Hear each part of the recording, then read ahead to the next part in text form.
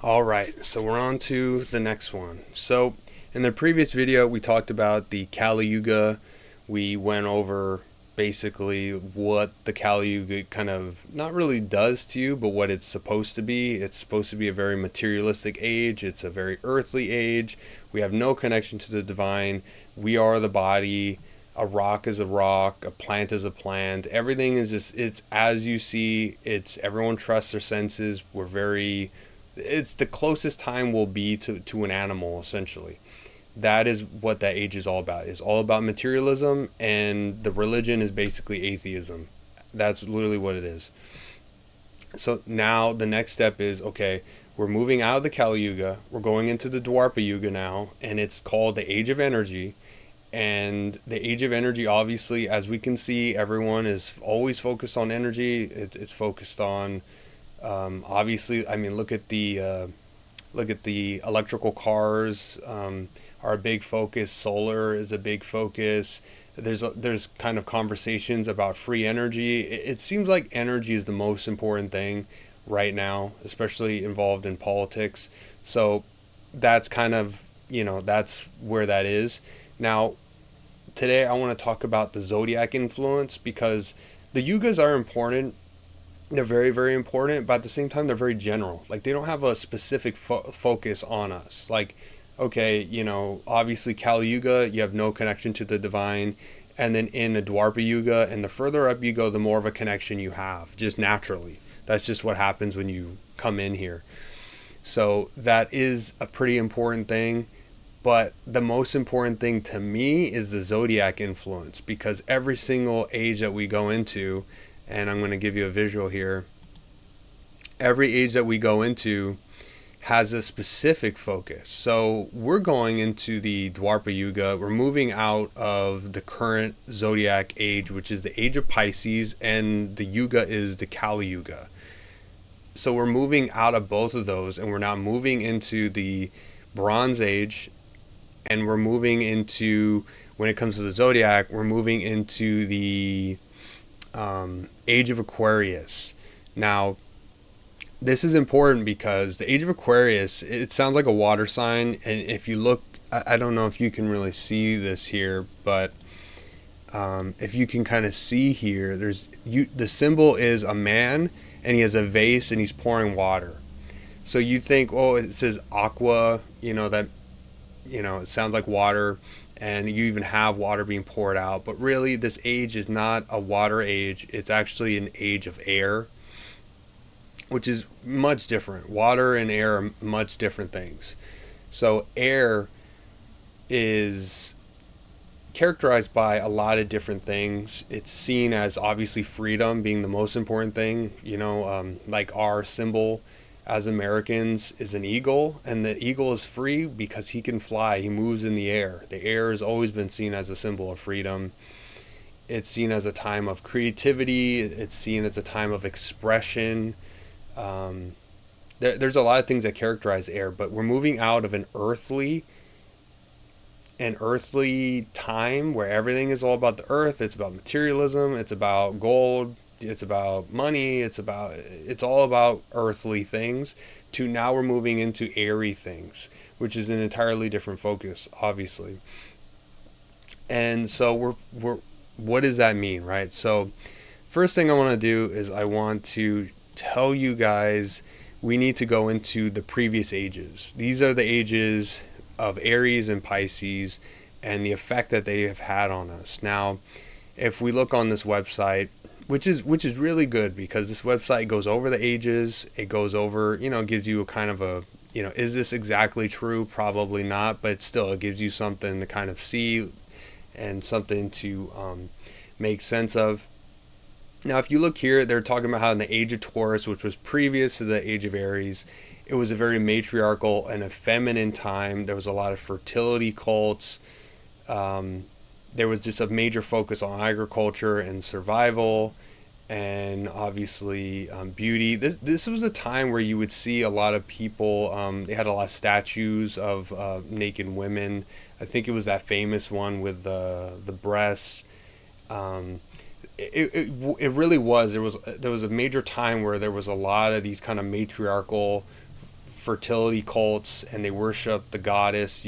There's a lot of archaeological finds that kind of show this at this time.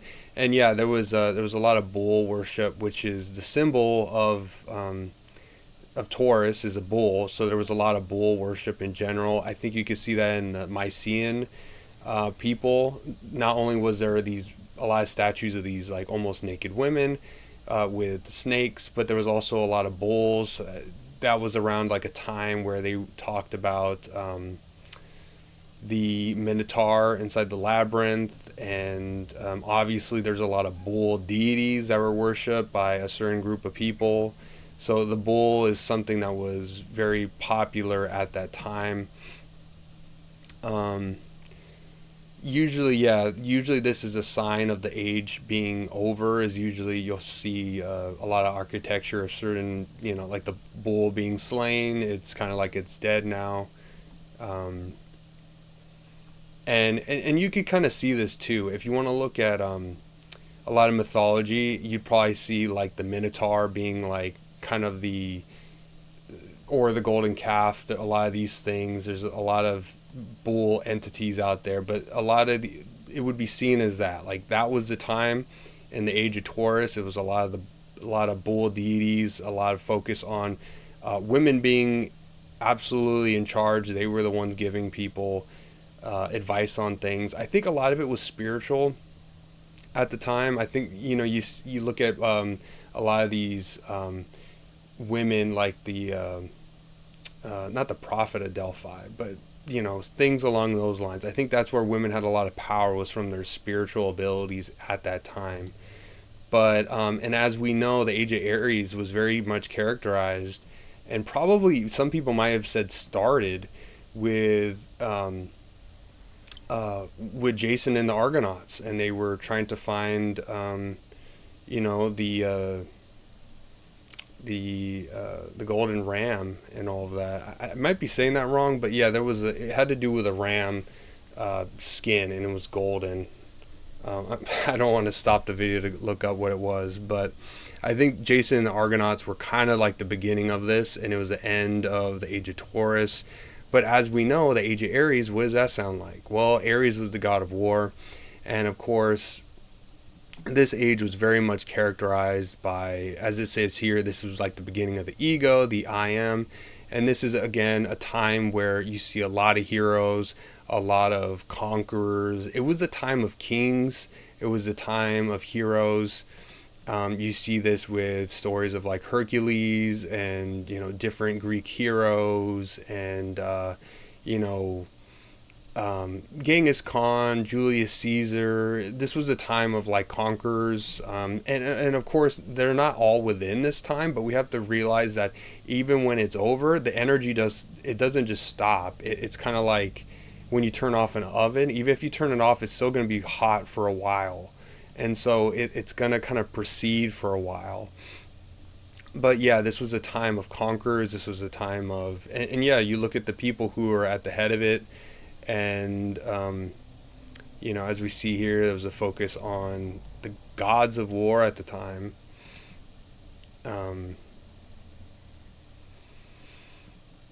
And this goes into more details, which is in it. But it is interesting though that they say, Homer. There's just a focus on Achilles, Hercules, Jason.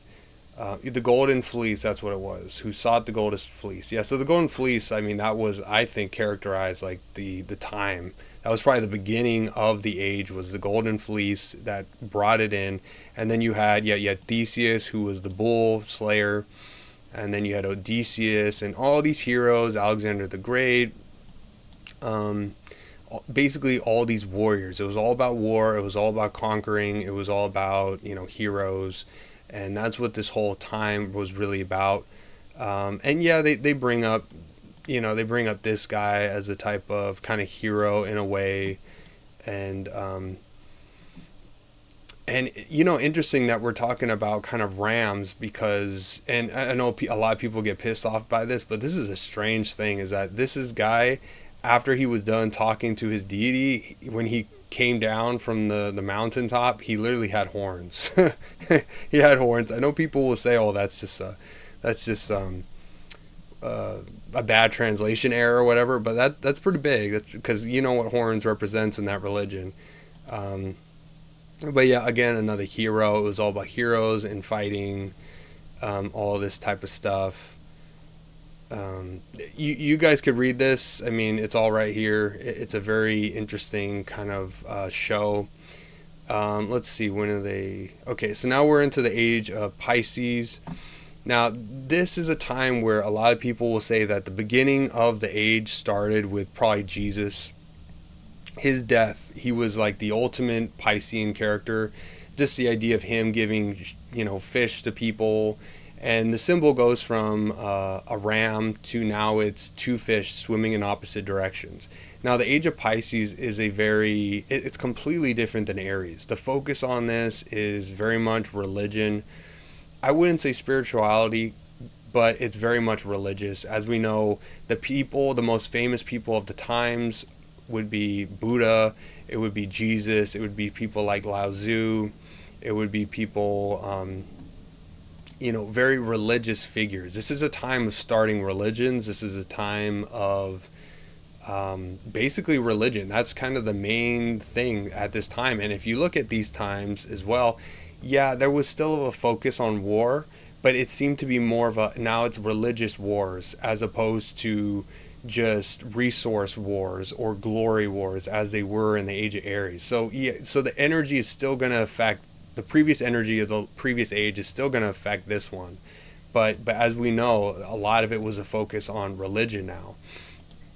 And the key players went from people like Julius Caesar and Alexander the Great probably being seen as the best one, to now we have people like Jesus now are seen as these are like the heroes of the age. And they aren't heroes. Obviously, these are saints. These are, religious leaders.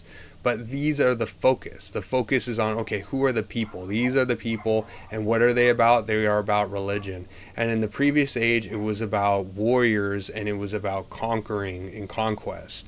So that's kind of how you know that this stuff, I mean, it connects perfectly to our history books as well.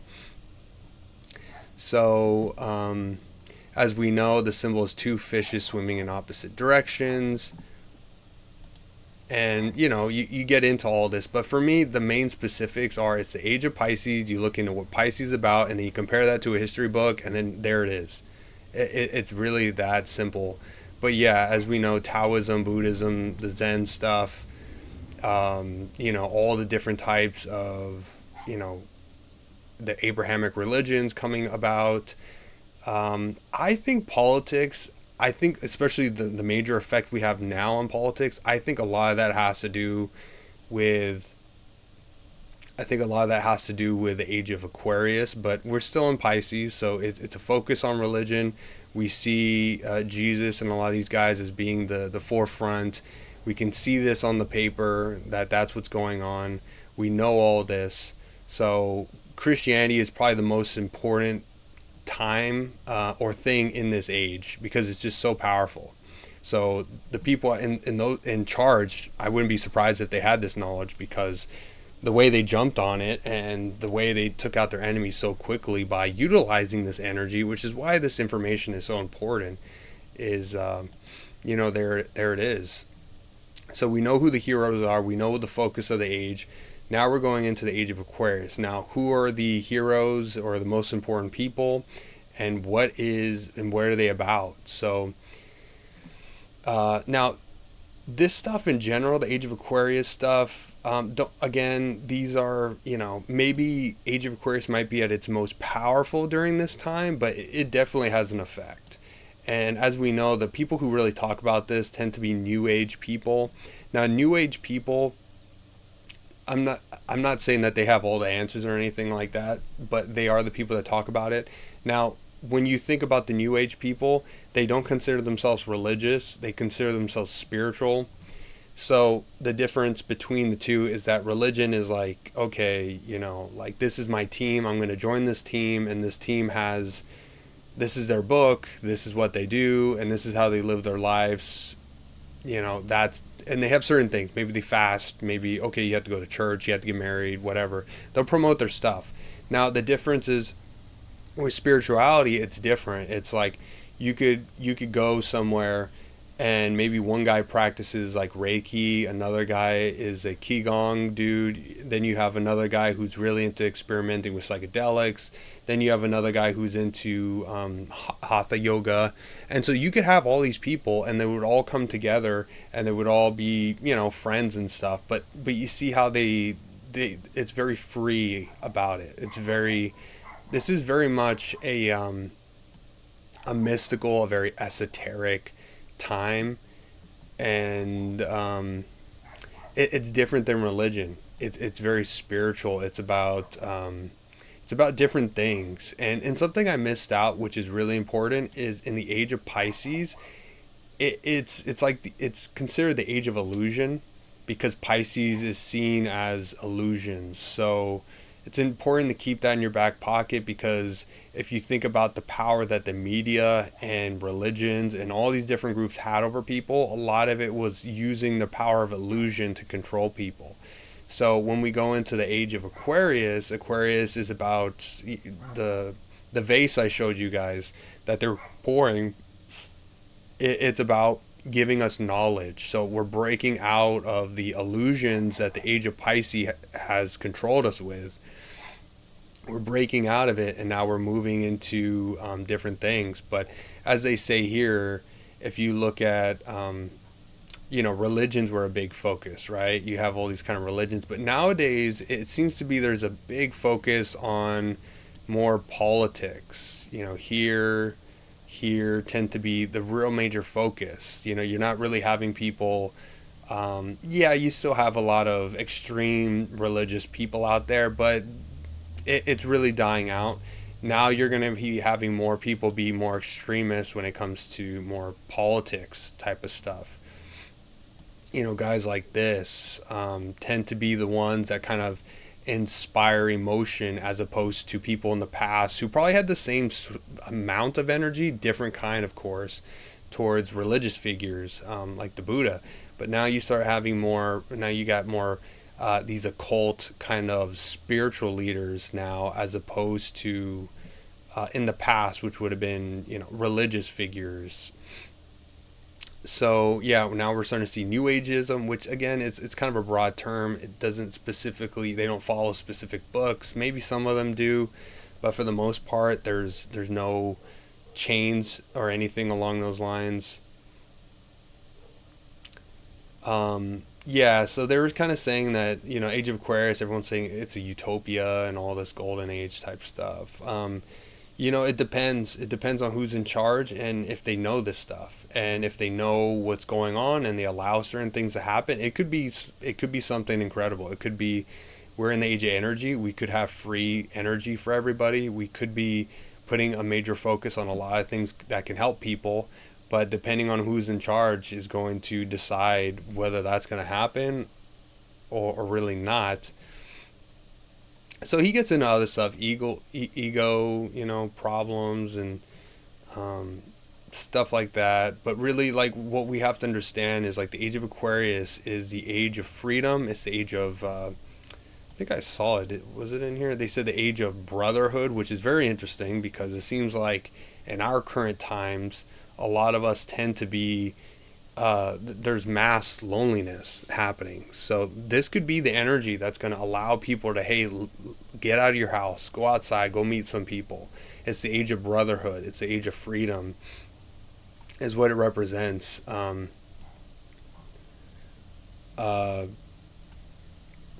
they were kind of saying, in an age of globalization, it will shift us away from nationalism and tribalism. I don't know about that. Because that says a lot. That assumes a lot politically, which we know multiculturalism doesn't work. So there's never really going to be a major shift away from specific things like this. I mean, even in a spiritual sense, we know there's spiritual tribalism, we're struggling to become citizens of the world. I mean, in some ways. I mean, just look at like things like Dragon Ball Z. I mean, how many people from different countries all like these things, you know? Like, we are becoming more citizens of the world, which is a good thing, you know, because the closer we become, the less of the other we are, which would mean less war and stuff. But we have to understand that this Age of Aquarius is going to be a very age about freedom. It's going to be a very mystical, occult age. You could say spiritual, I guess, in that way, because it's not going to be dogmatic. It's not going to be religious like the previous age. It's going to be about truth, which is indicated by the water that's being poured on the world. The water is knowledge. And we're going to be going into an age of brotherhood and energy, and there's going to be a lot of stuff going on. So I think I need to make possibly a couple more videos on the Age of Aquarius itself. I just want to give you guys a little dip into it. But please write in the comments what you think. If you think it's BS, if you think it's true, all that stuff, please put that in the comments. I really want to see what you guys think of all this stuff, and I need to know like what direction I need to go in. I'm totally okay with doing more videos on the Kali Yuga, the Yugas, the Zodiac, all that type of stuff. I do know that you kind of need to see, you really need to dive into this stuff before you really like, hey, I think there's something here, and I think this stuff is important. So if you guys need to see more videos, just please comment that, let me know. And then there's a lot of information I have. I could throw way more. So if you need it, let me know, and I'll see you guys on the next one.